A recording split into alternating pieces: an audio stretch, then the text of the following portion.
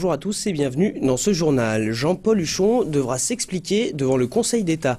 Accusé d'avoir mis en place une campagne de communication sur les transports franciliens 6 mois avant sa réélection face à Valérie Pécresse, le président PS de la région Île-de-France est de nouveau menacé d'invalidation et risque d'être inéligible pendant 1 an. C'est ce qu'a décidé le Conseil constitutionnel ce matin. Plus d'explications avec Christophe Aubry. Jean-Paul Huchon dans la tourmente. Ce dernier pourrait voir sa réélection à la tête de la région Île-de-France annulée. Le Conseil d'État a annoncé qu'il examinerait l'affaire le 1er juillet. Le contentieux porte sur une campagne de communication sur les transports franciliens réalisée par le Conseil régional à l'automne 2009. Un militant UMP avait lancé une procédure estimant cette campagne illégale en période électorale. Le dirigeant socialiste avait obtenu un répit en saisissant le Conseil constitutionnel, répit de courte durée puisque l'autorité judiciaire vient de rejeter le recours déposé en janvier dernier. L'avocat de Jean-Paul Huchon reste toutefois convaincu que son client n'a commis aucune faute. Comment reprocher à une tête de liste, président de région, de consentir à une campagne de promotion qui a lieu tous les ans et qui a été validée par la commission des comptes de campagne, lui reprocher cela aujourd'hui et le rendre inéligible. Ça ne me paraît pas possible au regard des principes fondamentaux du droit. Si l'hypothèse d'un départ de Jean-Paul Huchon se confirmait, un nouveau président serait désigné par la majorité du Conseil régional. L'actuel patron de la région francilienne risque également 1 an d'inéligibilité. Le verdict du Conseil d'État est attendu pour la fin de l'année. Politique toujours, élu vendredi dernier, président du Conseil général, l'UVO Arnaud Bazin présidait officiellement sa première séance. Une séance placée encore sous le signe de l'installation. Il s'agissait de nommer les élus qui représenteront l'Assemblée départementale dans différents organismes, autant dans le tourisme, le sport que dans la vie économique. Aucun sujet qui ne fâche, seule une question d'actualité du groupe d'opposition sur l'aide aux communes a marqué les différences de vue entre droite et gauche. Le dossier de la contractualisation, sujet longuement abordé pendant la campagne. Les choses sérieuses, elles, commenceront à la fin du mois avec la présentation du budget de la nouvelle majorité lors de la séance du vendredi 29 avril. Le budget, acte fondateur d'une politique. Après la manifestation des riverains du campement de Rome de Sarcelles le 14 mars dernier, le tribunal de Pontoise a ordonné son expulsion. Si une grande partie des habitants du camp a déjà quitté les lieux, tout n'est pas encore rentré dans l'ordre. Aux grandes dames des riverains, l'avenir du terrain aussi reste en suspens. Le point sur la situation avec Johan Bensoussan. 16h, c'est la sortie des classes à l'école Émile Zola de Sarcelles. Comme depuis plusieurs semaines, le principal sujet de discussion reste le campement de Rome situé à quelques mètres. Suite à l'ordonnance d'expulsion, il ne serait plus aujourd'hui qu'une petite quarantaine à occuper ce qu'il faut bien appeler un bidonville.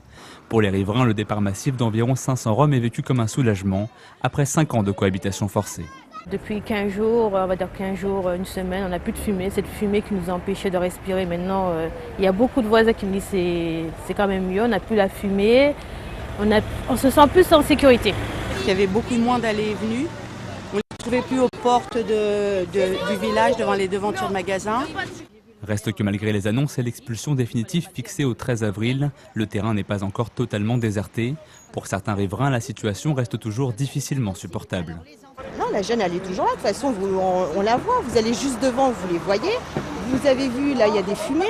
Je veux dire, là, on est mardi. Moi, vendredi, il y a eu une puanteur de fumée plastique. Et là, on revoit du plastique. On passe, on voit les cabanes faites en morceaux de bois. Non, pour moi, rien n'est parti. Personne n'est parti. Cette colère des habitants, la Ligue des droits de l'homme assure la comprendre. Pour son représentant Jean-Claude Vitran, l'expulsion des Roms reste toutefois un échec à la fois du gouvernement et des municipalités. Il espère maintenant que le cas de Sarcelles pourra servir de leçon pour l'avenir. Nous avons mis une question prioritaire de constitutionnalité en place et cette question est maintenant sur la table de la Cour de cassation. Cette question est extrêmement simple. Elle est de savoir si en France, on préfère la propriété à l'hébergement des familles dans des conditions normales. Loin de ce débat, la priorité aujourd'hui pour Val-de-France, propriétaire du terrain, c'est la sécurisation et le nettoyage de l'enceinte. Une opération estimée à environ 500 000 € à la charge de l'agglomération. Un préalable avant de penser à l'avenir du lieu. On se posera la question de savoir quelle est la future utilité de ce terrain, qui est un terrain qui est quand même relativement bien placé et pas trop loin des transports en commun. Et à ce moment-là, si on destinait ce terrain à une autre utilisation, il faudra qu'on révise notre schéma d'aire d'implantation, d'aire d'accueil des gens du voyage. Aujourd'hui, la piste la plus chaude mènerait à la construction d'un grand complexe sportif. L'annonce définitive du projet retenu est fixée pour fin 2011. Reste alors le cas des Roms. La plupart auraient rejoint d'autres campements de la région. Certains seraient repartis en Roumanie avant un probable retour en France. Tous les acteurs du dossier s'accordent à dire que le problème est loin d'être réglé. Il a juste été déplacé. Hier, SNCF organisait un job dating à la gare du Nord où 1000 emplois étaient à pourvoir. Ce recrutement géant a même été dépassé par son succès. En tout, ce sont plusieurs milliers de personnes qui ont répondu à l'appel. Christophe Aubry était sur place. Vous parlez l'espagnol, l'allemand, l'anglais ? Pas couramment. En anglais ? Mais oui. Près de 10 000 candidats ont fait le déplacement. Objectif, obtenir un entretien d'une dizaine de minutes avec l'un de ses recruteurs.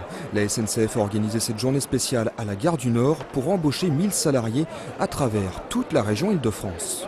C'est une très bonne chose pour les chômeurs et pour les gens qui n'ont pas forcément la chance ou le temps de travailler. C'est bénéfique pour nous, on n'a pas besoin d'envoyer une lettre de motivation ou quoi.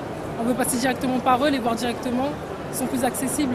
Ça montre qu'il y a le chômage, il y a aussi des entreprises qui sont là pour le combat, pour faire disparaître le chômage. Et c'est bien. L'opération est un véritable succès, à tel point qu'il faut s'armer de patience pour déposer son CV. Contrairement aux années précédentes, les postes sont ouverts aux plus de 30 ans. La SNCF recherche tout type de profil, du jeune diplômé au professionnel déjà expérimenté. Le job dating demeure la première étape d'un processus de recrutement.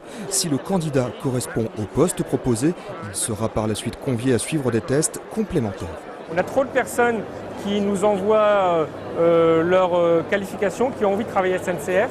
Et le problème, c'est qu'on n'a pas le temps de les voir en face à face. Parce que je pense qu'un bon candidat, c'est un candidat qui est capable de se vendre. Et on a besoin d'avoir des opérations comme ça, où on rencontre les candidats pour se faire une idée de leurs compétences, de leur motivation, et pour pouvoir très vite faire un premier tri. La SNCF emploie quelques 235 000 salariés. Cette année, elle devrait embaucher 5 000 personnes dans tout le pays. Ils envahissent parfois votre télé, mais depuis lundi, les experts sont à Osny. Pendant toute la semaine au château de Grouchy, ces spécialistes de la police judiciaire ont expliqué au public les ficelles de leur métier. Romane Delahaye a mené l'enquête. Depuis quelques années, ils affluent sur nos écrans de télévision. Les experts vous rencontrent jusqu'à samedi à Osny. Installés au château de Grouchy, ils exécutent sous nos yeux leur minutieuse technique d'exploitation d'une scène de crime recomposée pour l'occasion. Mais la PTS ne sert pas uniquement qu'au crime, simplement sur une affaire de cambriolage, par exemple, ou un vol de voiture. Si on récupère les empreintes directement du voleur sur le véhicule, on peut avoir son identité dans l'heure qui suit. Des membres de la police technique et scientifique présentent les produits qu'ils utilisent au quotidien au cours de leurs enquêtes. Par exemple, le fameux Blue Star qui permet de révéler les traces de sang, même si les lieux ont été nettoyés, ou encore la machine de reconnaissance d'empreintes digitales. C'est des choses qui sont très fiables et cette fiabilité elle est indispensable puisque les conséquences ça peut être lourd de conséquences d'une erreur puisqu'on peut être amené à incriminer des personnes liées à la reconnaissance d'empreintes. La présence des experts a aussi un autre but, rapprocher les jeunes des policiers qu'ils ont tendance à éviter et surtout rétablir la vérité sur leur métier, souvent déformé dans les séries télévisées. Pour la troisième fois, la salle des Calandres à Éragny accueille l'art à la marge, l'art hors norme. Cette exposition d'art brut met en avant des artistes anticonformistes, des créateurs improbables n'ayant jamais suivi un cours d'art plastique. Des œuvres étonnantes et originales à découvrir jusqu'au 22 mai. Le reportage de Mélanie Vassard.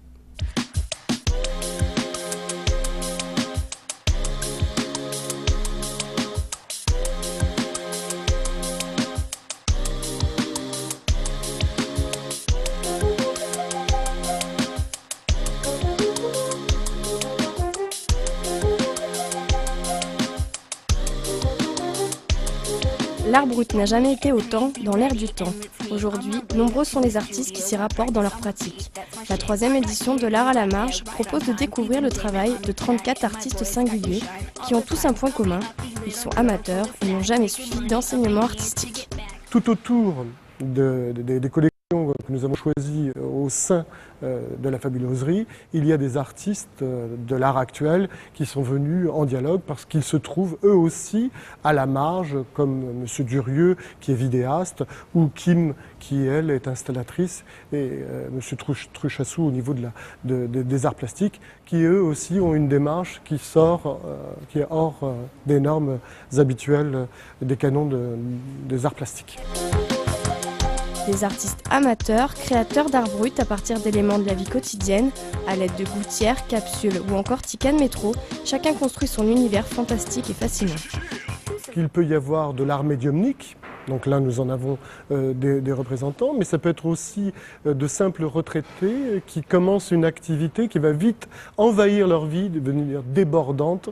Ça peut être aussi des gens profondément entrés en dépression qui, à travers l'art, arrivent en quelque sorte, comme une sorte de thérapie, arrivent à retrouver un équilibre fragile. Des retraités, des dépressifs, mais pas que. L'atelier d'art plastique du foyer Le Point du Jour de Conflans-Sainte-Honorine présente les œuvres étonnantes de 8 personnes handicapées, une démarche qui leur permet de s'ouvrir au monde et d'être reconnus pour leur création. Donc nous avons fait un travail avec Le Point du Jour, qui est une association de Conflans-Sainte-Honorine, et il y a là des artistes handicapés mentaux qui exposent au sein de cette exposition. La seule chose que nous ne voulons pas, c'est qu'en quelque sorte, ça soit marqué, et donc en entrant dans l'exposition, on ne peut pas savoir si on a affaire à un artiste de l'art actuel ou tout simplement un artiste souffrant de problèmes mentaux. Mélanger, combiner, associer des œuvres, le tout sans faire apparaître leur origine dans la scénographie. Le but, chasser des esprits des visiteurs tout ce qui pourrait discriminer la valeur des créations artistiques. Voilà, ce journal se termine. Merci de l'avoir suivi. L'info continue sur vonews.fr. L'équipe de VOTV, elle, prend une semaine de congé. On se retrouve donc le lundi 18. Bon week-end à tous.